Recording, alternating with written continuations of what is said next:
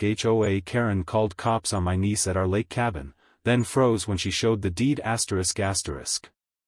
It was supposed to be a peaceful weekend.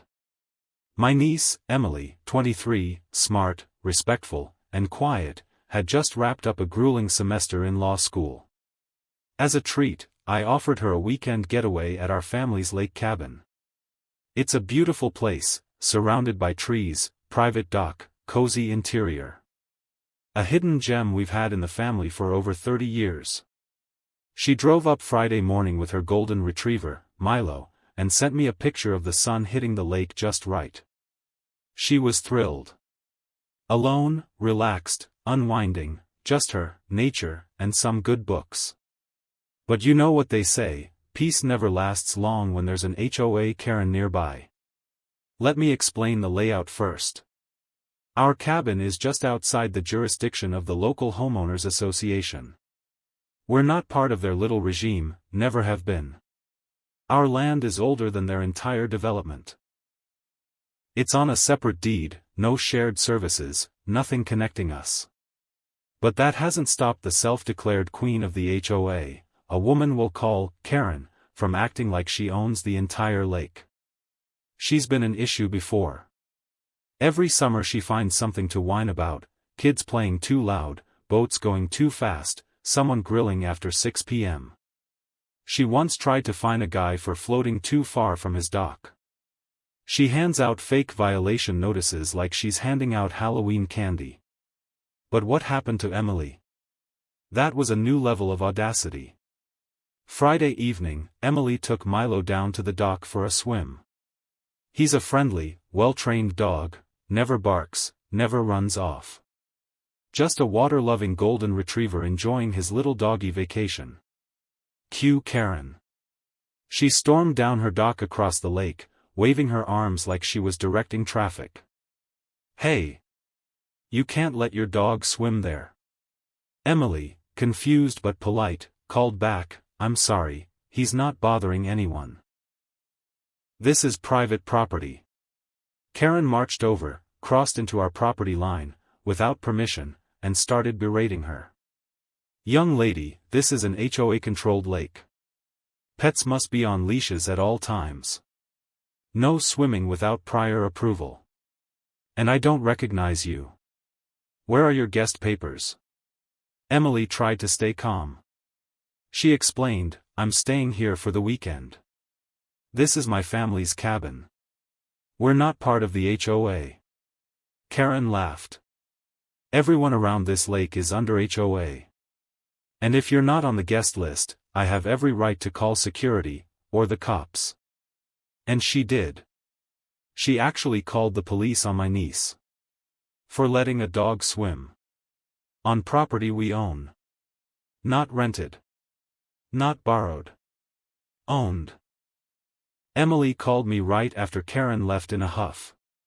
She was understandably shaken, unsure if she had done something wrong. I assured her, "You've done absolutely nothing wrong. Let the cops come. Show them the deed." And that's exactly what she did.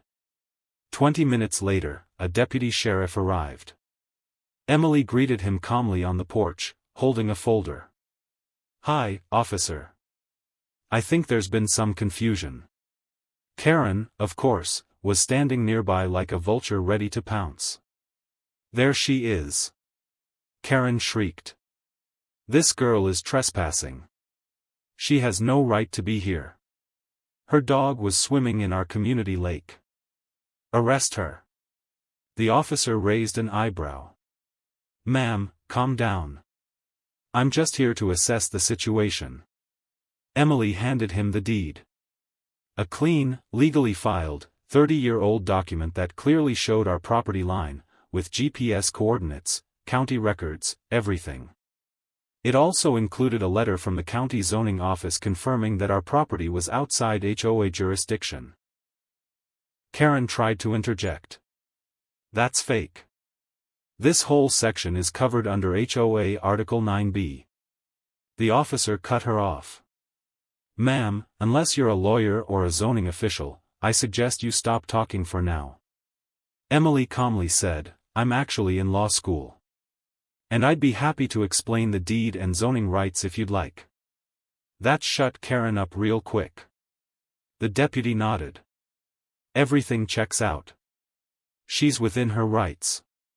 You, on the other hand, are trespassing. Please leave the property. Karen's jaw dropped. Excuse me?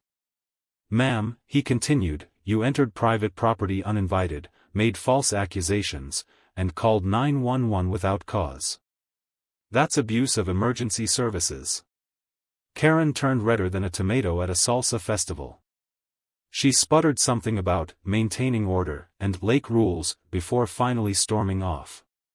But she didn't go far. Nope.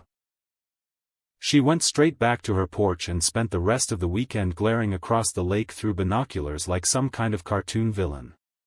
Emily spent the rest of the weekend enjoying herself, reading on the dock, swimming with Milo, and sending me updates like, Karen watched day 2, still glaring. But it didn't stop there. The following Monday, I called the HOA myself. Got the actual board president on the phone, a tired-sounding guy named Jim. I told him about the entire incident. Turns out, I wasn't the first to complain about Karen. She'd overstepped dozens of times. Tried to ticket teenagers for skateboarding, handed out fake, grass height citations, and even told a neighbor that wind chimes were against code. Jim sighed and said, honestly? She's not even on the board anymore. She was removed 2 years ago. Wait. What? Karen wasn't even part of the HOA leadership anymore. She was just a rogue ex-member running around pretending to be in charge. That changed everything.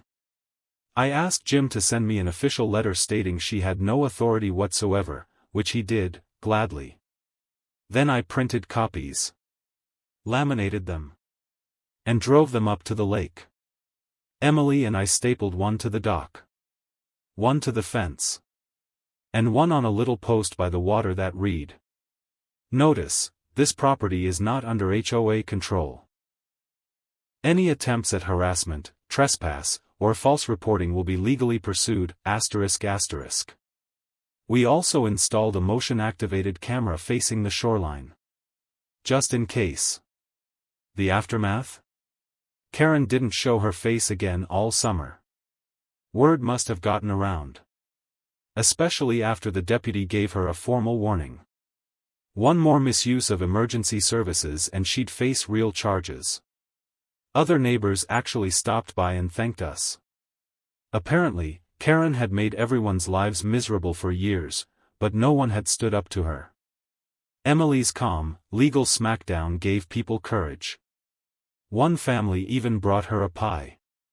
Emily now jokes that she earned her first real case before even graduating law school. So here's the lesson.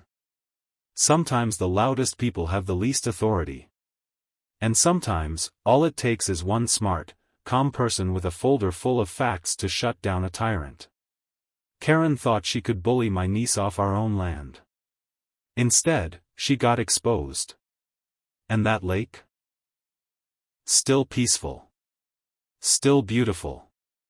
And now, a little safer from entitled busybodies pretending to be queen of the water.